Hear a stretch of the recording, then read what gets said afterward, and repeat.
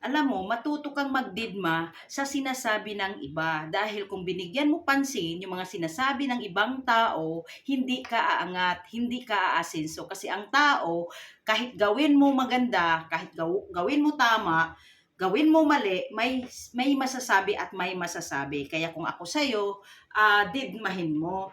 Okay? Kung saan ka mag-focus, doon ka sa goal mo, sa pangarap mo, sa gusto mo mangyari sa buhay at mag-focus ka para pagandahin ang buhay mo kaysa magbigay ka ng atensyon at focus sa mga taong walang ginawa kundi bantayan yung resulta mo, kundi bantayan yung buhay mo, kundi bantayan na gumanda ang buhay mo, diba ganun sila kagaling. So kung ikaw, matter sa'yo ang sinasabi ng ibang tao, mahirap kang umasenso. Okay?